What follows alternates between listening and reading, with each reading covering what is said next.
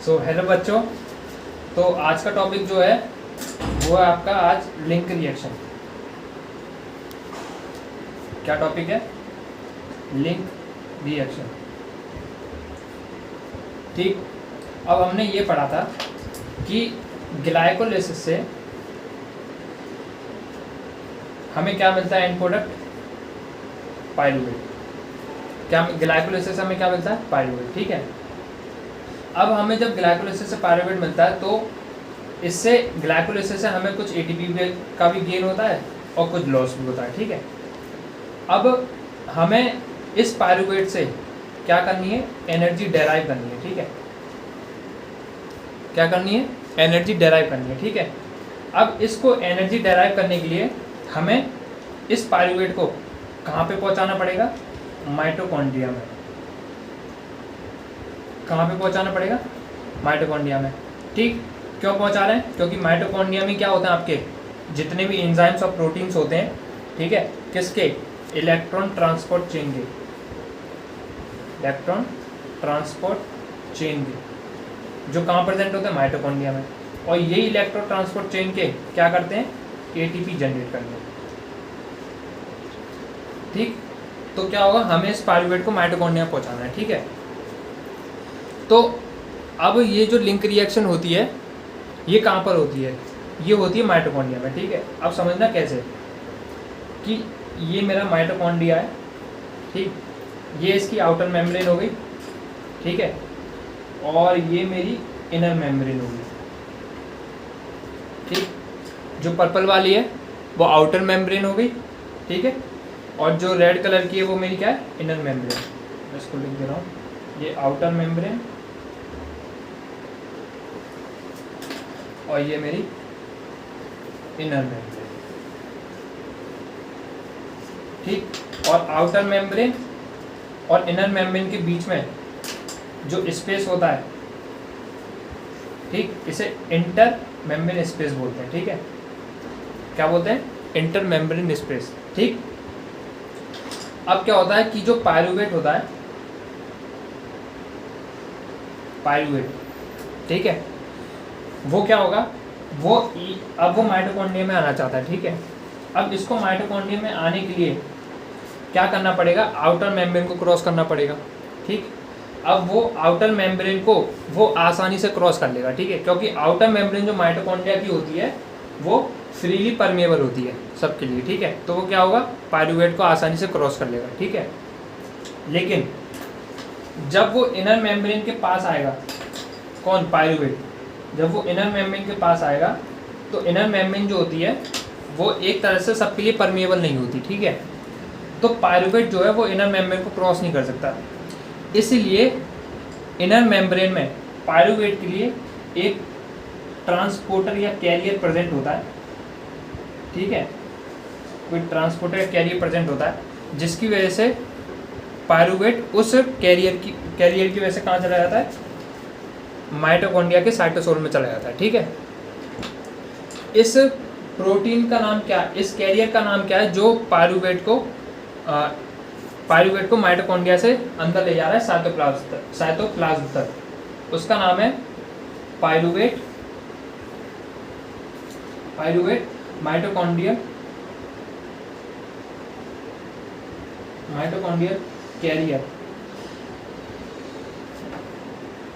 ठीक। तो इसने क्या किया?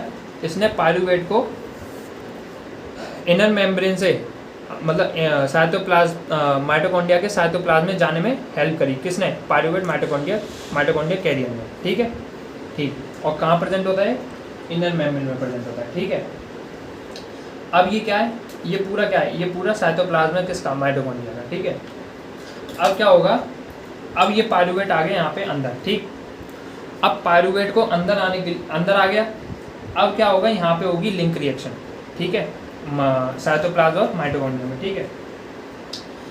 अब एक चीज़ समझना, इस लिंक रिएक्शन के लिए इसमें आपके 3 एंजाइम इन्वॉल्व होते हैं। ठीक है। 3 एंजाइम का नाम क्या है? पहला एंजाइम का जो नाम है वो है आपका pyruvate decarboxylase. Pyruvate D carboxylase, ठीक है।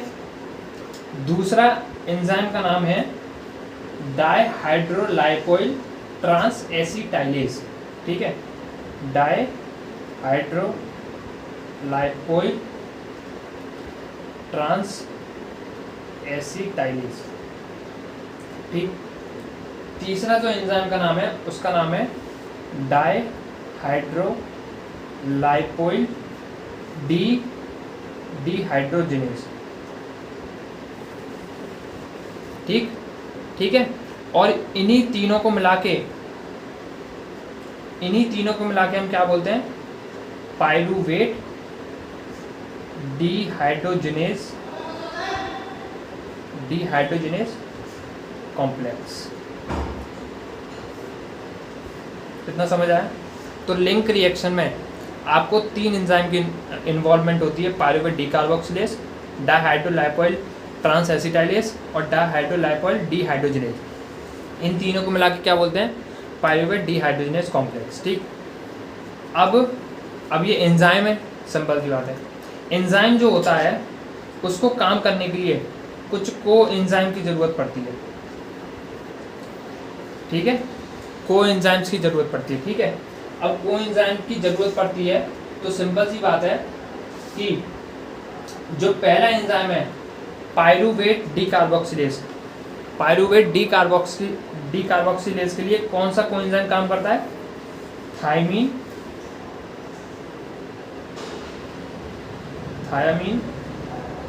पायरोफॉस्फेट, ठीक। और जो दूसरा एंजाइम है डायहाइड्रोलाइपोइल ट्रांस एसिटाइलेज, इसके लिए कौन से को एंजाइम की जरूरत पड़ती है, जिसका नाम है लाइपोइक एसिड एंड को एंजाइम ए, ठीक। तीसरा जो एंजाइम है डायहाइड्रोलाइपोइल डीहाइड्रोजिनेज, ठीक है, इसके लिए कौन से एंजाइम की जरूरत पड़ती है, इसको पड़ती है आपका FAD और NAD+, ठीक है। इतना समझ आया?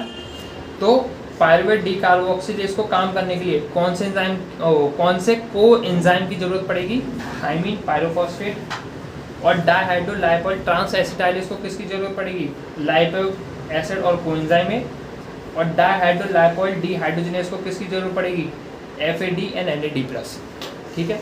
इतना समझ आया? और इन्हीं तीनों एंजाइम को मिला के हम क्या बोलते हैं, पायरुवेट डीहाइड्रोजिनेज कॉम्प्लेक्स, ठीक। अब हम आते हैं रिएक्शन पे कि पायरुवेट जो होता है, ठीक है, हाँ, अब हम लिंक रिएक्शन पे आते हैं, ठीक है। अब लिंक रिएक्शन क्या थी कि जिसमें पायरुवेट जो है वो किस में कन्वर्ट होगा, एसिटाइल कोएंजाइम में, ठीक। अब वो रिएक्शन देखते हैं कैसे होती है, ठीक। अब इसी में मैं ये बना रहा हूँ दोबारा से, ये मेरी आउटर मेम्ब्रेन होगी, आउटर मेम्ब्रेन किसकी, माइटोकॉन्ड्रिया की, और ये मेरी इनर मेम्ब्रेन होगी, ठीक है, ये इनर मेम्ब्रेन होगी, ठीक है, माइटोकॉन्ड्रिया की। और यहाँ पे मैंने एक कैरियर बनाया था, ठीक है, जिसका नाम क्या था, pyruvate mitochondrial carrier, pyruvate mitochondrial carrier, जो कि क्या कर रहा था, जो कि पायरुवेट को अंदर ला रहा था, ठीक है, मतलब पायरुवेट को अंदर लाने में हेल्प कर रहा था, किसमें, माइटोकॉन्ड्रिया के साइटोप्लाज्म में, ठीक है। अब रिएक्शन कैसे होती है समझना। अब क्या होता है कि पायरुवेट जो है, ठीक है, अब यहाँ पायरुवेट जो है वो आपका क्या होता है, ये यहाँ से पहला जो कोएंजाइम आता है, ठीक है, वो आता है TPP का मतलब हो गया थायमीन पायरोफॉस्फेट, ठीक है। अब क्या होगा कि अब ये जो रिएक्शन करेगा, ये वाली जो पहली रिएक्शन होगी, ये किस एंजाइम के थ्रू होती है, उस एंजाइम का नाम है पायरुवेट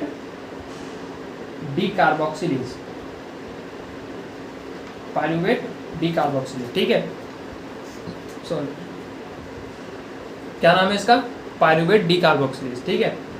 अब पायरूवेट डी कार्बोक्सिलेज है, इसका मतलब क्या है, पायरूवेट डी कार्बोक्सिलेज मतलब CO2 निकालेगा। डी का मतलब क्या होगा, निकालना, किसको, मतलब कार्बन डाइऑक्साइड को निकालना है, ठीक है। तो क्या होगा कि पायरूवेट से तुम्हारा क्या निकल जाएगी, CO2, ठीक है। और ये जो TPP होगा, थायमिन पायरोफॉस्फेट, ये पायरूवेट से जुड़ के, ठीक है, ये क्या बना देगा, क्या बनाएगा, हाइड्रोक्सी इथाइल TPP। क्या बनाया इसने, हाइड्रोक्सी इथाइल TPP। पायरूवेट था, पायरूवेट से CO2 निकला, किसने निकाला, पायरूवेट डी कार्बोक्सिलेज।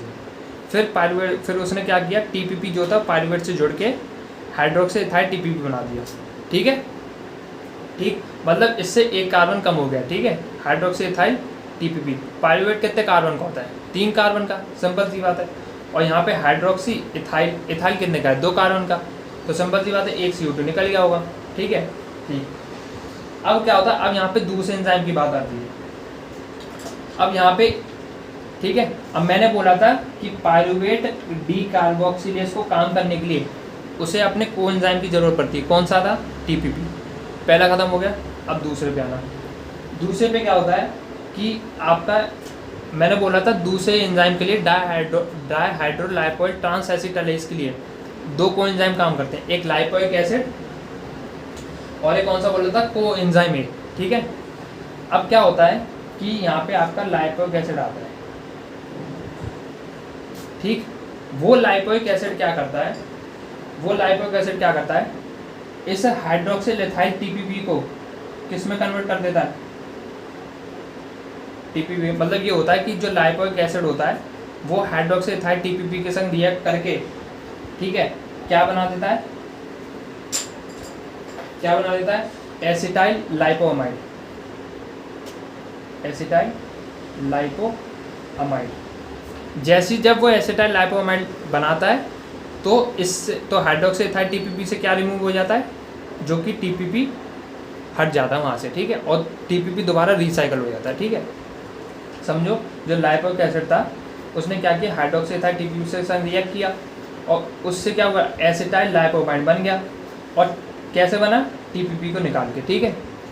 ये काम किसने किया, एंजाइम का नाम है डाइहाइड्रो लाइपोइल ट्रांस एसिटाइलेज, ठीक है, ट्रांस एसिटाइलेज, ठीक है। अब आगे समझो, अब ये क्या है, ये एसिटाइल लाइपोअमाइड है, ठीक है। अब क्या होता है कि अब मैंने बोला था कि डाइहाइड्रोलाइपोइल ट्रांस एसिटाइलेज के लिए 2 कोएंजाइम काम करते हैं।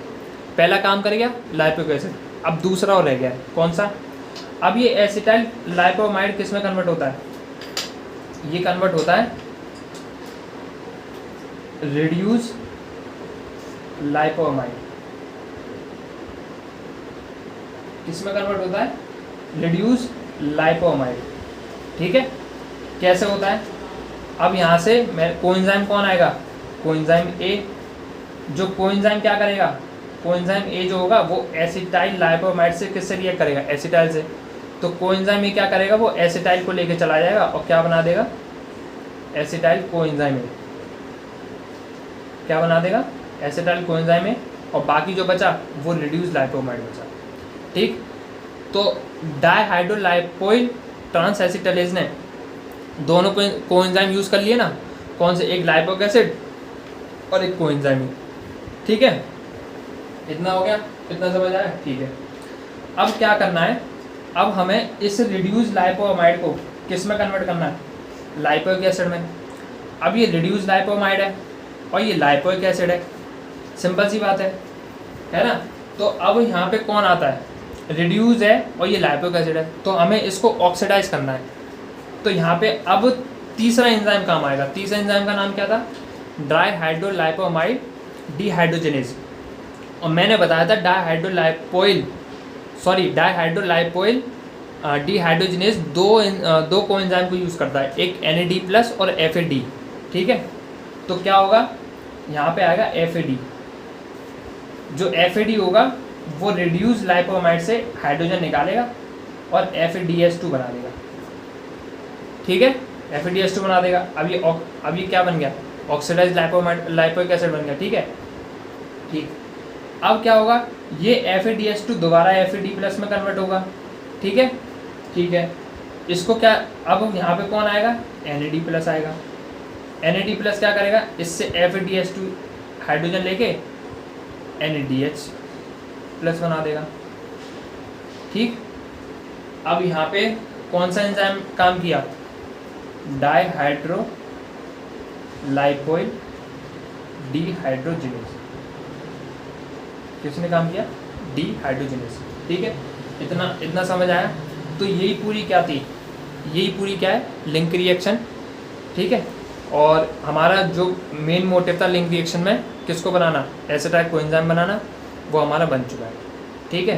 तो ये पूरा हो गया, ठीक। NADH तो बता दिए, पायरुवेट डीकार्बोक्सिलेज किसको यूज़ करता है, TPP को यूज़ करता है। और डाइहाइड्रोलाइपोइल ट्रांसएसिटाइलेज किसको यूज़ करता है, कौन से कोएंजाइम को यूज़ करता है, लाइपोइक एसिड और कोएंजाइम ए को, ठीक है। और डाइहाइड्रोलाइपोइल डिहाइड्रोजिनेज किसको यूज़ करता है, आपका एक Fe+ और NAD+, जो कि बता दिया, ठीक। तो हमारा जो था ये कंप्लीट हो गया कि आपके लिंक रिएक्शन कैसे होती है और कहाँ पे होती है, माइटोकॉन्ड्रियल मैट्रिक्स में, या साइटोप्लाज्म भी बोल सकते हो, या साइटोसोल भी बोल सकते हो, ठीक है।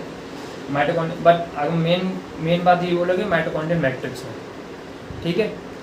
तो ये पूरी क्या है, लिंक रिएक्शन है, ठीक है। अब इसकी रेगुलेशन की बात आती है कि हमें अगर इसको रेगुलेशन करना है तो कैसे करेंगे, वो समझो। अब क्या पढ़ेंगे,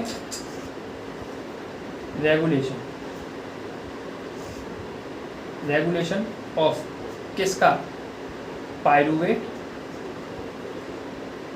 डिहाइड्रोजिनेज कॉम्प्लेक्स, ठीक। अब पायरुवेट डिहाइड्रोजिनेज कॉम्प्लेक्स में, ठीक है, इसको रेगुलेट करेंगे, ठीक है। कैसे करेंगे, और मैंने बताया था पायरुवेट डिहाइड्रोजिनेज कॉम्प्लेक्स में 3 एंजाइम इन्वॉल्व होते हैं। कौन कौन से थे एंजाइम, पायरुवेट डीकार्बोक्सिलेज, डाइहाइड्रोलाइपोइल ट्रांसएसिटाइलेज और डाइहाइड्रोलाइपोइल डिहाइड्रोजिनेज, ठीक है। अब इसको रेगुलेशन कैसे करेंगे, ध्यान से समझना। ये पायरुवेट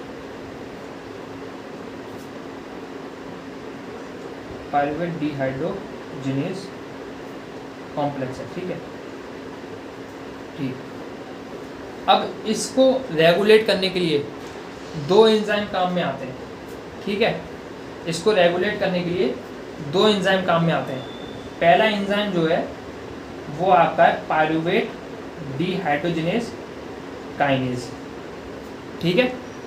दूसरा एंजाइम जो आता है जो इसको रेगुलेट करता है उसका नाम है पायरुवेट डिहाइड्रोजिनेज फॉस्फेटेज, ठीक।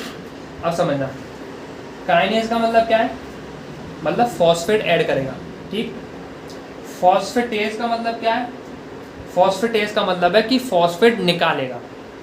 मतलब ये हो गया कि पायरुवेट डिहाइड्रोजिनेज काइनेज क्या करेगा, इस पे फॉस्फेट ऐड करेगा, और पायरुवेट डिहाइड्रोजिनेज फॉस्फेटेज क्या करेगा, जो इस काइनेज ने फॉस्फेट जोड़ा है वो इस फॉस्फेट को निकालेगा।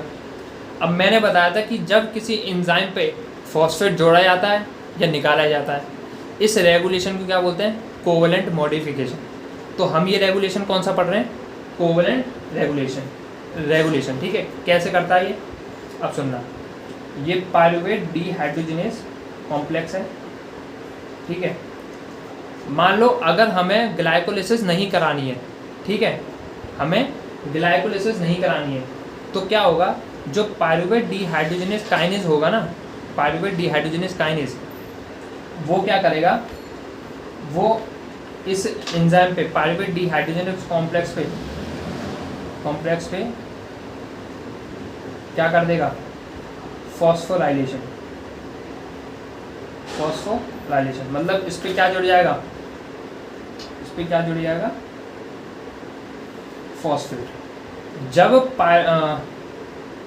पायरुवेट डिहाइड्रोजिनेज काइनेज इस एंजाइम को क्या करता, पायरुवेट डिहाइड्रोजिनेज कॉम्प्लेक्स को फॉस्फोराइलेशन कर देता है, मतलब फॉस्फेट जुड़ जाता है, तो ये एंजाइम क्या हो जाता है, इनएक्टिव हो जाएगा, और इनएक्टिव हो जाएगा तो पायरुवेट जो है वो एसिटाइल कोएंजाइम में कन्वर्ट नहीं हो पाएगा। ठीक है, ये हो गया। दूसरा एंजाइम का नाम क्या था? Pyruvate dehydrogenase phosphatase. अब मान लो अब हमें वो लिंक रिएक्शन करवानी है। ठीक है, तो जो पायरुवेट डिहाइड्रोजन कॉम्प्लेक्स था, ठीक है, जिस पे फॉस्फेट जुड़ा हुआ था, ठीक है, उसे ये एंजाइम क्या करेगा? डिफॉस्फोराइलेशन करेगा, जिसकी वजह से क्या होगा? इस एंजाइम से फॉस्फेट हट जाएगा। किससे? Pyruvate dehydrogen complex. और ये क्या हो जाएगा? एक्टिवेट हो जाएगा। तो सिंपल सी बात है, अब क्या होगी? लिंक रिएक्शन आगे बढ़ेगी। तो ये चीज़ें होगी। ठीक है, तो ये कौन सा रेगुलेशन है? आपका कोवेलेंट मॉड्यूलेशन ही रेगुलेशन होता है। ठीक है, ठीक।